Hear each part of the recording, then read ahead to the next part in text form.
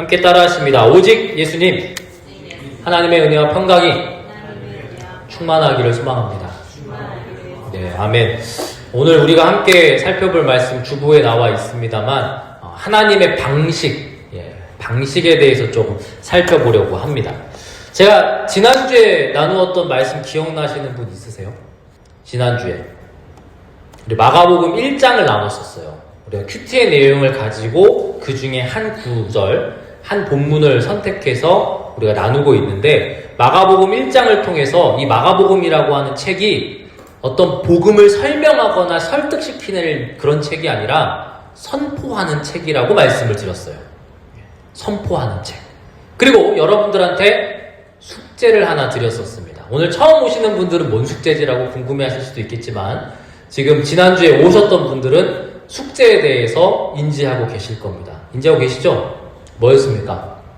여러분의 입으로, 여러분의 말로 복음을 정리해보라고 말씀드렸어요. 내가 배운 어떤 사형리나 전도폭발이나 어떤 3분 전도 이런 거 말고 내가 믿은 예수, 내가 믿은 그 복음에 대한 내용을 내 입으로 설명해봐라, 정리해봐라, 이렇게 숙제를 드렸습니다. 하셨는지는 잘 모르겠습니다만 생각보다 이 숙제가 쉽지는 않았을 겁니다. 왜냐하면 익숙함의 문제도 있겠지만 더 중요한 게 있어요. 뭐냐면 복음 자체가 어떤 아까 제가 얘기 드렸던 사형리나 전도폭발 같이 지식의 영역이 아니에요. 복음은 내 상태, 내 실존, 내 현재의 모습을 그대로 직면하게 하는 것이기 때문에 더욱 이 숙제가 쉽지 않았을 겁니다. 그냥 지식적으로 우린 죄인이었고 하나님이 예수님을 보내주셔서 죄를 담당해 주셨고 그거 믿으면 천국 간대 라고 얘기하면 그건 지식이에요. 근데 그 대상이 누구예요? 그 죄인이 누구고, 누구를 위해서 주님이 왔고, 그 주님을 믿는다는 건 무엇이며, 그럼 이제 우리는 어떻게 되는데? 라고 하는 거기에 나를 대입하면 복음이 굉장히 심플해지면서도 어려워집니다. 무슨 말이냐? 내 불편한 모습들을 드러낼 수밖에 없어요. 내가 가지고 있던 음란, 내가 가지고 있던 교만, 내가 가지고 있었던 상실, 내가 가지고 있었던 그것들로 말미암아 복음을 마주하면 마주할수록 사실 감사하고 기쁨보다 먼저 처절한 죄인됨에 대한 부분이 드러나기 때문입니다. 우리는 여태까지 그렇게 들은 적이 별로 없어요.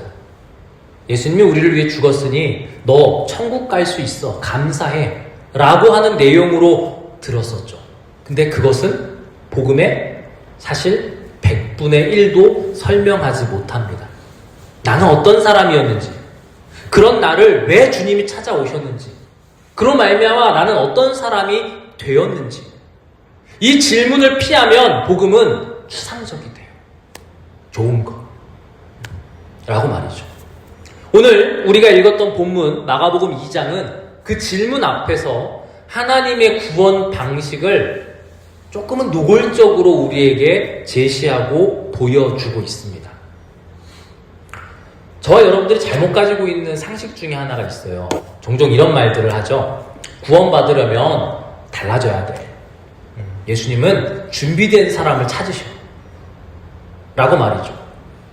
겸손한 듯하고 맞는 말 같아 보이는 이러한 말 뒤편에는요, 성경과 맞지 않는 부분, 대치되는 부분이 있습니다.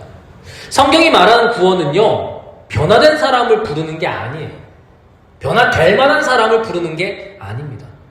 저와 여러분들이 오해하고 있는 것 중에 하나는 성경은 변화가 불가능한 사람을 부르는 이야기예요. 저와 여러분들은 가능성이 1말이라도 있었던 그런 것이기 때문에 부름받은 게 아니고요, 오히려 반대로 역설적으로 가능성이 단 1도 없었기 때문에 부름받았다라고 하는 것입니다. 그 사실로부터 성경은 사랑의 이야기를, 구속의 이야기를, 은혜의 이야기를 시작해요. 그리고 오늘 본문에 등장하는 한 인물이 있죠. 누굽니까? 레위예요. 알페오의 아들 레위. 이 사람은 우리가 상식적으로 보면요, 사랑받지 못할 사람이죠. 이에 대해서 우리가 이야기를 나눠보면서 하나님의 구원 방식을 나의 삶에 적용해 볼 수 있기를 간절히 축복합니다. 첫 번째, 예수님의 부르심은요, 죄인된 상태를 외면하지 않습니다. 뭐라고요? 예수님의 부르심은 죄인된 상태를 외면하지 않아요. 외면하지 않아요. 외면하지 않아요. 예수님께서 세관에 앉아 있었던 레위를 바라보셨어요. 세관, 세리잖아요. 레위는 단순한 직장이 아닙니다. 여러분들이 설교 가운데, 성경 공부하는 가운데 들어보셨는지 모르겠지만 로마가 식민지를 차지하고 건설하면서 그 식민지를 다 로마 시민이라고 하지 않았어요. 그들의 어떤 문화나 그들의 것들을 인정은 해줬어요. 대신 세금 내, 돈 내. 거기에다가 세금을 내야 되는데 중간 관리자가 필요할 거 아닙니까? 그 역할이 누구냐? 세리들이었어요. 근데 그 세리들을 공교롭게도 로마 사람들 데려다가 놓지 않았어요. 어떤 사람들? 점령한 그 지역 사람들. 점령했던 그 지역 식민지의 그 사람들을 데려다가 중간 관리자를 삼았다고요. 그렇다면 우리가 생각할 때 가장 가까운 예시가 뭐가 떠오릅니까? 우리는 이미 일제치하를 경험해 봤잖아요. 일제치하 가운데, 일제가 수탈해가는 과정 가운데 그 수탈의 중간 관리자를 누구를 삼았다는 거예요? 같은 조선 사람들을 삼았다는 겁니다. 그렇다면 우리가 조선인된 입장에서 그 중간 관리자들을 바라볼 때 어떤 마음이 들까요? 어쩔 수 없어. 이해해. 라고 하겠습니까? 아니요, 그렇지 않습니다.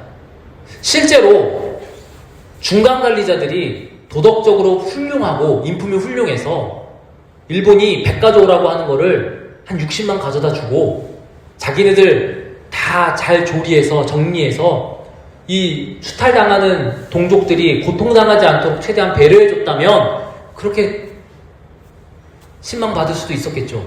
근데 그러지 않았어요. 어떻게 했냐? 100 걷어오라고 하면 150을 걷어요. 50은 내가 먹고 100은 갖다 줘. 이 모습이 지금 우리 일제치하에서만 있었던 일이 아니라 이 당시 2000년 전에 로마의 식민하에 있었던 이 유대 사회에서 동일하게 일어나고 있었다는 겁니다. 즉 레위는 이름이 레위잖아요. 레위 지파 떠오르지 않으세요? 유대인 중에 유대인이에요. 어쩌면 예전에 자기 조상들은 지금도 현재 자기들의 어떤 혈육들 중에는 제사장 역할을 하고 있는 사람이 있을지도 몰라요. 그런 사람이 지금 세리 역할을 하고 있어요. 돈도 떼먹어봤어. 더 걷어봤어. 욕심도 부려봤어.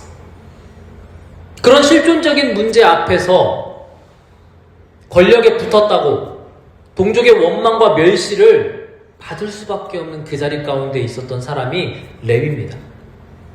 근데 그 레위를 예수님이 찾아가세요. 예수님이 레위의 상태를 모르셨을까요? 그렇지 않습니다. 누구보다 레위의 현 상황을 잘 알고 계세요. 레위의 과거, 레위의 현재, 그가 어떤 삶을 살아가고 있었는지, 어떠한 인간관계를 가지고 있었는지를 분명히 너무나 잘 알고 계세요. 근데 그럼에도 불구하고 예수님은 어쩌면 그 장면을 보고 있을 사람들이 가장 논란을 가지고 오해할 수도 있지만 그 상황 가운데에서 레위에게 가장 단순하게 이렇게 말씀하세요. 나를 따르라. 나를 따르라. 근데 여러분 잘 생각해 보세요. 이 말에 조건이 있습니까? 레위야, 네가 이 세리 다 정리하고 네 재산 다 정리하고 아니면 이런 거 하고 나를 따라 라고 말씀하셨나요? 그렇지 않습니다. 주님은 지금 레위한테 어떤 조건을 걸지 않았어요. 그냥 따라오래요. 이건 레위가 해야 할 앞으로의 어떤 회개와 자복과 어떤 이런 내용을 무시했다는 얘기가 아닙니다. 오히려 예수님은 그 내용을 다 알고 계셨기 때문에 그냥 말씀하세요. 그리고 그 자리 가운데서 레위는 따르기 시작하면서 뭐가 시작되냐? 회개가 시작됐어요. 나 같은 이도 찾으시는구나. 나 같은 이도 부르시는구나. 이전까지 레위는요, 그렇게 하고 싶어도 하지 못했을 겁니다. 왜요? 내가 이거 한다고 하면 사람들이 뭐라고 생각할까? 내가 이렇게 행동하면 사람들이 뭐라고 평가할까? 심지어 어쨌든 빌붙어가지고 내 가족은 잘 먹고 잘 살고 있는데 내가 이제 이걸 왕창 다 버리고 다른 삶을 살아가겠다고 얘기하면 내 가족은 어떡하지? 여러 가지 문제들 앞에서 걱정과 두려움에 둘러싸여져 있었을 겁니다. 근데 그냥 주님의 그 단순한 한마디, 나를 따라와 라고 하는 그 말 한마디에 응답함으로써 이제까지 내가 두려워하고 걱정했고 염려했고 재봤고 비교했던 모든 것들을 다 내려놓을 수 있게 됐어요. 이사야서 1장 18절에서 하나님은 이렇게 말씀하십니다. 제가 주보에다가 해놨나요? 주보 있으면 같이 한번 읽어볼까요? 이사야서 1장 18절입니다. 시작! 여호와께서 말씀하시되 오라 우리가 서로 변론하자. 너희의 죄가 주홍 같을지라도 눈과 같이 씌어질 것이요 진홍같이 붉을지라도 양털같이 희게 되리라. 아멘. 우리는요 우리의 죄를 스스로 해결할 수 없습니다. 세상 사람들은요 어쨌든 상대적으로 자기가 덜 양심의 가책을 받고 싶어서 개같이 벌어 정승같이 쓴다고 엄청 나쁜 짓을 해놓고도 조금 좋은 일을 하면 양심의 가책을 덜어서 난 좀 그래도 괜찮은 사람이야 라고 그렇게 생각하고 그렇게 살아가죠. 심지어 그리스도인이라고 하는 우리들 가운데에서도 그렇게 살아가려고 하는 사람들이 분명히 있어요. 근데 실존적으로 누구도 완전하게 나의 죄를 해결할 수 없어요. 득도를 한다고 해서 죄의 문제를 해결할 수 있냐? 판타지 소설 같은 거 보면은 특히 동양 쪽 보면 무협지 보면 뭐 이렇게 하늘로 올라간다 그러잖아요. 예. 올라가면 다 끝납니까? 아니에요. 그냥 회피의 문제일 뿐이고 벗어났다라고 생각하며 퉁치기 위한 부분일 뿐이지 어느 누구도 그 문제를 완전히 해결할 수 없어요. 그래서 하나님은요 죄가 해결된 이후에 나를 찾아오라고 그렇게 말씀하시는 분이 애시당초 아니셨어요. 너 100일 동안 마늘과 쑥을 먹어라. 고통을 좀 당해봐라. 선한 일을 좀 하고 와라. 아니라고요. 그렇게 애시당초 하나님은 그렇게 말씀하시지 않으셨어요.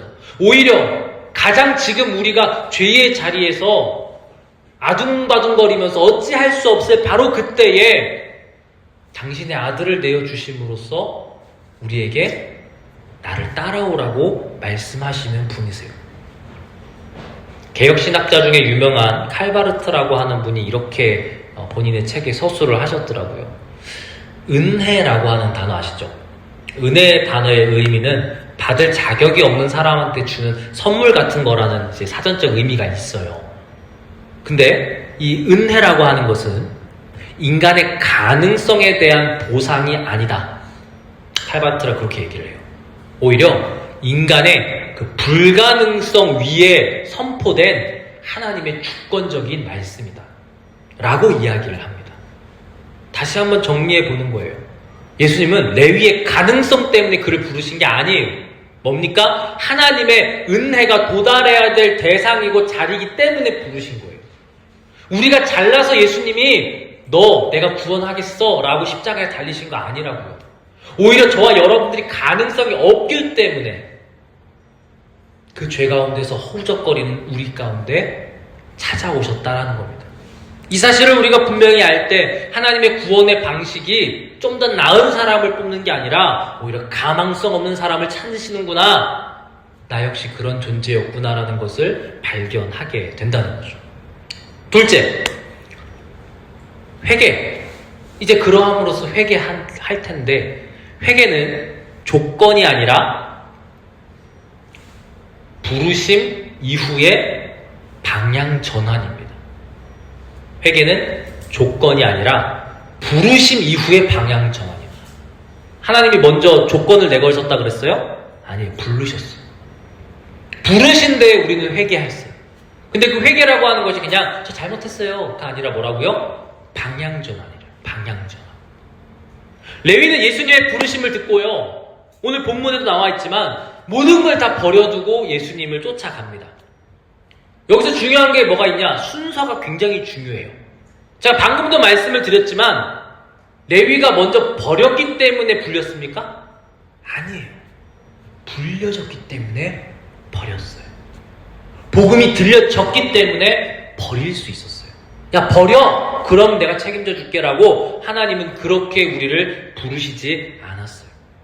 그렇기 때문에 우리가 해야 할, 내가 주인된, 내가 하나님과 깨질 수밖에 없었던, 아니 아담과 하와 탓할 필요 없이 내 인생의 주인이 나라고 생각하면서 살아가고 있는 그 당연한 듯한 내 모습이 죄의 모습이라는 것을 발견하고 회개한다면 이제 필요한 건 바꿔야죠. 뭐를? 내가 주인 됐던 삶에서 나를 만드신 하나님이 주인 된 삶으로 방향을 바꾸는 겁니다. 그렇기 때문에 원어가 중요한 건 뭐 아시는 분은 아시겠지만 죄가 히브리어로 뭐죠? 하마르티아예요. 뭡니까? 빗나가다예요. 하나님을 빗나가고 내가 그 삶의 주인이 되어져서 막 싸제끼는 그걸 죄라고 했어요. 근데 회개는 뭡니까? 돌아가는 거예요. 그 빗나갔던 방향을 다시 하나님께로 맞추는 거예요. 그래서 회개라고 하는 말을 들을 때 우리는 그냥 잘못한 거 얘기하면 돼. 내가 잘못했던 거 고백하면 돼. 이건 사실 카톨릭에서 말하는 고해성사인 거잖아요. 사실 저도 군종장교였지만 신부님들하고 얘기해보면 신부님들 고해성사 잘 안 받아줘요. 왜 그런 줄 아세요? 뻔히 자기 죄책감 다 털어놓고 나가서 똑같은 짓 할 거 알고 있기 때문에 고해성사 방 앞에다가 그렇게 붙여놔요. A4 용지에다가 붙여놓더라고. 여기서 말씀하시고 죄를 덜어가시고 나서 또 똑같은 죄 지으실 거면 오지 마세요라고 적어놓으시더라고요. 저는 어쨌든 가톨릭의 방법을 옳다라고 여기진 않기 때문에 고해성사에 대한 부분을 떼어놓더라도 우리가 하나님 앞에서 회개한다라고 하는 건 그냥 내 잘못 같은 거 하나님 앞에 내어놓고 양심의 가책을 덜기 위한 게 아니다. 죄가 빗나가는 거였다면 회개는 돌아가는 거다. 다시 방향을 맞추는 거다. 그러나 그 방향은 내 의지나 내 힘으로가 아니라 내가 누구에게 불림을 받았는가. 여기서부터 시작한다는 겁니다. 여기에는 이제 갓 군대에 오신 분도 계시고 용사 간부 있으시지만 저희 엊그제 참모총장님 오셨었거든요. 군단에. 참모총장님이 오셨어요. 얼마나 사람들이 준비를 하든지 그냥 여러분들이 여기 참모총장이 모신다 그러면 솔직히 어떨 것 같아요? 감이 안 잡히지 않아요? 당장 사단장님만 오셔도 좀 그럴 것 같은데. 근데 누가 나를 불렀냐라고 하는 부분을 거기에 빗댈 수 있을까? 그런 생각을 해봅니다. 그래서 회개라는 것은 조건이 아니라 방향 전환이에요. 그래서 사도 바울은 로마서 2장 4절에서 이렇게 얘기합니다. 우리 주부에도 있습니다. 같이 한번 읽어보겠습니다. 호흡, 시작. 호흡, 너가 하나님의 인자하심이 너를 인도하여 회개하게 하심을 알지 못하여 그의 인자하심과 용납하심과 길이 참으심이 풍성함을 멸시하느냐. 아멘.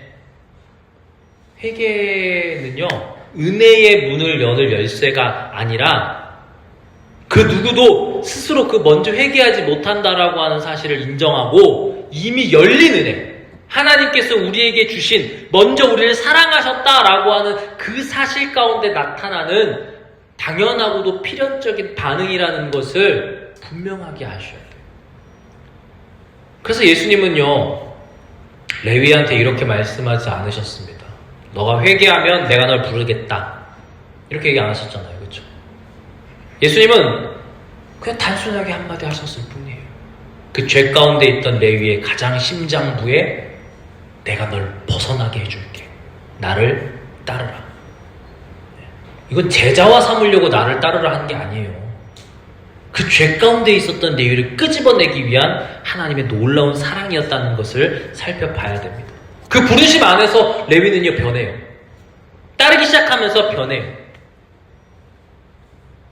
그래도 벌어먹고 살아야 되는데요가 아니라 다 버리고 떠날 수 있었다는 거죠. 우리는 거기서 제자들의 모습과 율법이란 율법을 다 지켰다라고 하는 부자 청년의 이야기를 한번 대비해서 생각해 볼 수 있어요.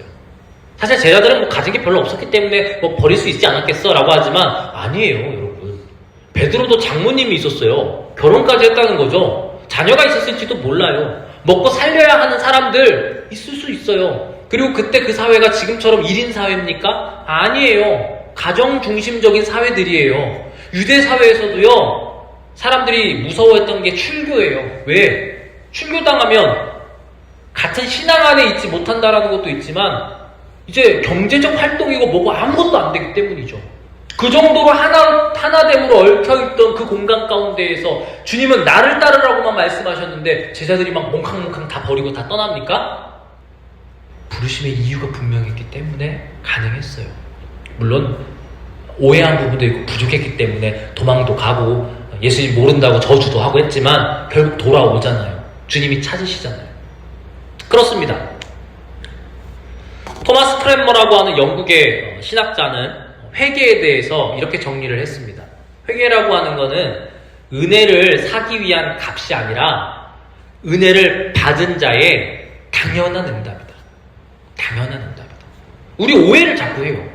회개라고 하는 것을 은혜를 받기 위한 어떤 수단으로 생각하는 거죠. 회개해야지. 그래야 은혜 받지? 아닙니다. 순서가 달라요. 은혜를 받은 사람이 회개하는 겁니다. 그러니까 우리가 아무리 변증을 하고 아무리 말로 어떤 사람을 구워 삶아서 교회에 데리고 오려고 해도 잘 안 돼요. 왜? 인간적인 방법으로는 되지 않습니다. 은혜가 있어야 가능합니다. 이 순서가 바뀌는 순간 복음이라는 것은요, 율법이 될 수밖에 없어요. 하지만 예수님은 공생의 3년 반의 기간 동안 단 한 번도 이 순서를 바꾸신 적이 없어요. 우리에게도 동일하게 말씀하시죠. 나를 따라오라. 회개를 다시 한번 생각해 볼 수 있는 저와 여러분들이 되었으면 좋겠습니다. 마지막, 셋째. 이제 회개함으로 하나님을 알게 된 우리는 이 단어를 알게 돼요. 거룩. 구약에도 나와 있죠. 근데 이 거룩이라고 하는 건요, 죄인과 거리를 두는 게 아니라 죄를 감당하는 능력이 거룩이에요. 죄인과 거리, 죄와 거리를 두는 게 거룩이 아니라 죄를 감당하는 능력이 거룩이라고요. 오늘 본문에 보시면 불편한 장면이 있잖아요. 그렇죠? 예수님이 죄인들과 함께 식탁에 앉아 계세요. 그걸 보고 바리새인들이 묻죠. 야, 어찌하여 세리와 죄인들과 네 스승은 같이 밥을 먹냐? 쟤네들 어떤 사람들인지 아냐? 부정타도 부정타지 그런 짓을 하고 앉았냐? 라고 물어봐요. 이 질문 자체는 이 바리새인들이 갖고 있는 거룩에 대한 이해가 뭔지를 우리한테 알려주는 겁니다. 그들에게 있어서 거룩이라는 건요, 그들이 생각하는 죄와 거리를 두는 거예요. 그들이 생각하는 죄인들과 거리를 둬야 나는 거룩하다라고 생각하는 거죠. 근데 오히려 그 반응에 대해서 예수님은 동조하지 않으세요. 예수님의 그 거룩에 대한 내용은요, 달라요. 예수님은 죄인들과 함께 하셨지만 죄에 속하진 않으셨어요. 세리들과 함께 했다고 그 세리들의 번 돈을 같이 함께 쓰며 창녀들과 함께 했다고 그 창녀들과 함께 몸을 굴리지 않았다고요. 죄인들과 함께 했지만 죄에 속하지 아니하셨다. 이 부분은요, 굉장히 놀라운 장면입니다. 그렇기 때문에 히브리서 기자는 히브리서 7장 26절에서 대제사장이신 예수 그리스도에 대해서 이렇게 얘기해요. 우리 주보에도 있습니다. 이러한 대제사장은 우리에게 합당하니 거룩하고 악이 없고 더러움이 없고 죄인에게서 떠나 계시고 하늘보다 높이 되시니라. 아멘. 아니, 오늘 본문에도 예수님이 죄인들과 함께 하셨는데 죄인에게서 떠나 계시고 하늘보다 높이 되시고 앞뒤가 안 맞네요? 이건 물리적 거리를 얘기하는 게 아니에요. 이 헬라어 본문을 보시면 본질의 구분됨을 이야기하고 있어요. 본질의 구분됨. 그렇기 때문에 나치 휘하에서 독일의 그리스도인들의 어떤 신앙적 개벽을 위해서 열일 다했던 우리 보네포 목사님은 이렇게 이 부분을 해석하시더라고요. 그리스도는 죄인과 함께 계심으로 거룩함을 잃지 않으셨다.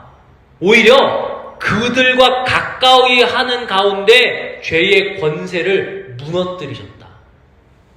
그들과 가까이 하신 가운데 죄의 권세를 무너뜨리셨다. 그러니까 거룩함이란 회피가 아니라, 거리둠이 아니라 그리스도 안에서 그리스도와 함께 그리스도로 말미암은 구별된 가까움. 구별된 가까움. 죄는 피한다고 피해지는 게 아니에요. 그리스도로 말미암아 죄는 이기는 겁니다. 자꾸 우리는 오해해요. 죄는 죄 있는 자리에 안 가는 게 좋지. 그런 얘기로만 지금 하는 게 아니잖아요. 죄 안 져야죠, 당연히. 죄는 안 져야 돼요. 여러분들 보고 막 그렇다고 죄를 안 져도 되니까, 죄는 안 져야 되니까 술자리도 가시고 담배 피는 자리도 가시고 막 저기만 어디 가시고, 그런 얘기가 아니잖아요, 지금. 주님이 그렇게 하셨던 데에는 죄라고 하는 그것에 초점을 맞춘 게 아니라 그 죄인들에게 초점을 맞췄기 때문이에요. 그러니까 예수님 말씀하시잖아요. 병자가 있어야 의사가 쓸모 있는 거지. 병자가 없으면 쓸데 없잖아요. 그 얘기를 우리한테 하시는 겁니다. 결론을 조금 맺어봅니다. 예수님은요, 우리를 의인으로 부르지 않았어요. 예수님은 우리를 죄인으로 부르셨습니다.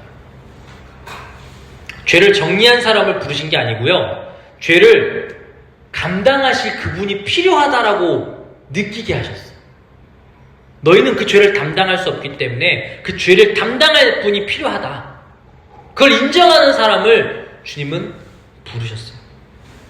그래서 구원이라고 하는 건 죄 없는 사람의 특권이 아니라 더 이상 이제 죄를 숨기지 않아도 되는 그런 관계로 초대된 거예요.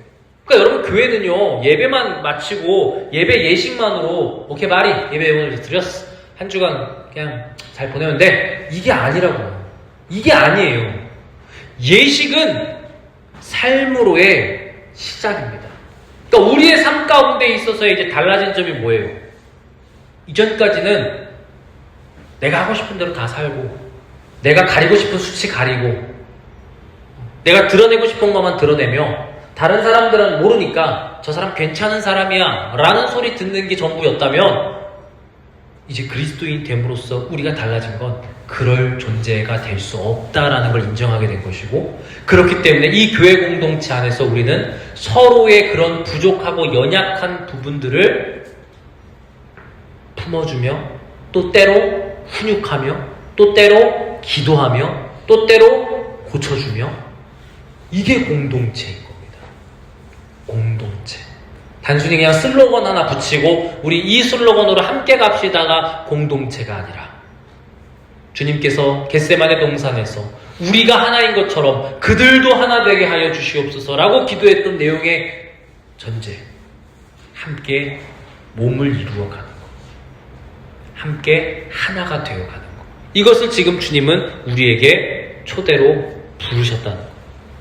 그래서 우리의 삶 가운데 어떤 적용 질문을 할 수 있겠습니까? 제가 주보에 세 가지를 띄워놨죠. 첫 번째, 나는 여전히 회개를 예수께 나아가기 위한 어떤 자격 정도로 여기지 않습니까? 이미 부르셨다니까요. 그럼 여러분들이 회개해야 될 이유는요, 이걸 하면 예수님한테 좀 내가 떳떳해질 수 있지 않을까? 이게 아니라고요. 우리 힘으로 우리가 뭘 떳떳해질 수 있겠습니까? 그럴 존재가 아니라는 것을 고백함으로, 주님은 그런 나를 이미 사랑하셨구나라고 하는 전제 가운데 마땅히 드러내야 되는 게 회개예요. 마땅히 드러내야 되는 게. 서로 차일피일 미루면서 이건 회개하고 저건 숨기고, 이게 아니라. 두 번째, 내가 피하고 있는 사람과 내가 피하고 있는 자리, 혹시 그곳이 예수님이 가장 먼저 가셨던 자리와 같습니까? 다릅니까? 예수님이 거기에 가신 이유는 단 하나예요. 뭐예요? 죄인 때문에. 죄 때문이 아니고 죄인 때문에. 그들 때문에. 그러니까 여러분들이 거기를 왜 피하셨는지, 왜 나는 그 자리 가운데 가지 않으려고 하셨는지에 대한 이유가 단순히 죄 때문이 아니었으면 좋겠어요. 죄 때문에. 그냥 나 스스로 거룩해지고자, 조심하고자. 우린 사실 그런 능력이 예수님과 좀 다릅니다. 그래서 여러분들 뭐가 술자리 찾아가라고 하는 얘기는 아니에요. 그럼에도 불구하고 그럴 자리들이 생겨날 수밖에 없다면 타협하라는 겁니까? 아닙니다. 우리는 이길 힘이 없어요. 그래서 말씀 앞에 매번 서야 하고, 주님 앞에 매번 서야 합니다. 세 번째, 내 삶의 변화가 더딘 이유들에 대해서 내가 결단이 부족했다, 이렇게 생각하는 경우들이 있는데, 혹시 그게 아니라 주님과의 거리 때문은 아닙니까? 우리가 매주 큐티하자고, 제가 매일 큐티하자고 얘기 드리는 것도 사실 말씀을 가까이 하자라고 얘기하는 것의 일환으로 설명드리는 건데, 솔직히 주일 예배 끝나고 그 다음 주일 예배 때까지의 나의 삶의 여정을 보면 어떠세요? 이러거든, 난 변화가 잘 안 되는 것 같아. 내가 너무 결단력이 약한가? 이렇게 생각하고 있습니까? 혹시 주님과 거리를 두고 있기 때문은 아닐까요?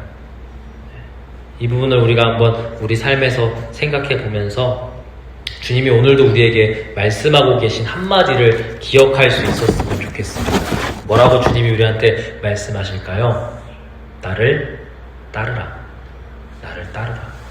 주님은 나를 따르라고 말씀하세요. 그 안에서, 그 부르심 안에서 우리는 변할 수 있어요. 우리는 나아갈 수 있어요. 그 사실을 명심하고 주님과 함께 이번 한 주간 동행할 수 있는 우리 한빛교회 될 수 있기를 간절히 원합니다. 그런